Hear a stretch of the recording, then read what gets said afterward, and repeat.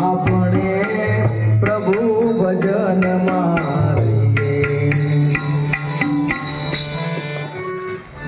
આ દુનિયા હાલે એમાં હાલવા દઈએ, આપણે રામ ભજનમાં રહીએ, આપણે પ્રભુ ભજનમાં રહીએ.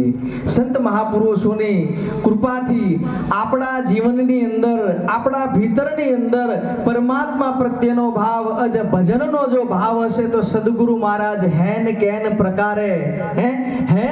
પ્રકારે મારા તમારા જીવનની અંદર ક્યારે સંત મહાપુરુષો આવી જશે ને ક્યારે આપણા આ જ્યોતની અંદર, આ ગઢભીતરની અંદર સત્યરૂપી જ્યોત પ્રગટ છે ને એ આપણે ક્યારેય નક્કી કરી શકશું નહીં. પણ જો મહાપુરુષનો સંગ હશે ને તો એ સંગમાં ને સંગમાં ક્યારે આ ઘટની ભીતર જ્યોત છે ને એ પ્રગટવા મનશે અને પછી અખંડ આનંદ સ્વરૂપ પામશે.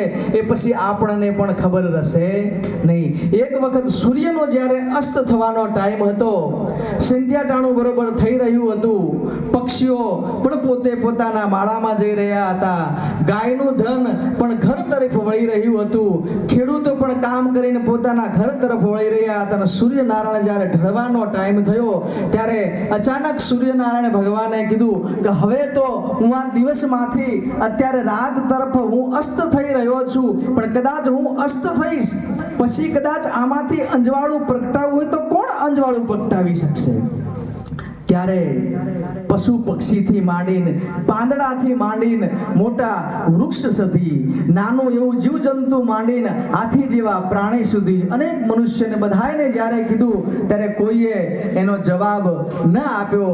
પણ એક કોળિયું હતું ને, એક કોળીએ જવાબ આપ્યો કે પ્રભુ હું વધારે તો કંઈ નહીં કરી શકું, પણ મારી આજુબાજુની અંદર જ્યાં સુધી હું મારાથી પ્રકાશ ફેલાશે ને એટલો હું પ્રકાશ ફેલાય, કે મારી અંદર જ્યોત રહેલી છે, મારી અંદર દિવેલ છે, મારી અંદર સત્યરૂપી ઘી છે. અને સદગુરુ મહારાજે જે જ્ઞાન રૂપી દીવો પ્રગટાયો છે ને, અને એ દીવો જ્યાં સુધી હશે ને ત્યાં સુધી વધારે અંજવાળું તો હું સૃષ્ટિમાં નહીં કરી શકું, પણ મારી આજુબાજુમાં તો હું અંજવાળું કરીશ. એ મહાપુરુષ છે ને આખી સૃષ્ટિને સુધારવા જશે તો સૃષ્ટિ તો કદાચ નહીં સુધરી શકે, પણ આવા સત્સંગની અંદર આવી અને મહાપુરુષના સંઘની અંદર આવશે ને તો એ ઘટની અંદર જે પરમાત્માની જ્યોત પ્રગટી છે ને એ પરમાત્માની જ્યોત એક દિવસ આપણા સૌની અંદર પ્રગટાવશે. બોલો સદગુરુ મહારાજ કી.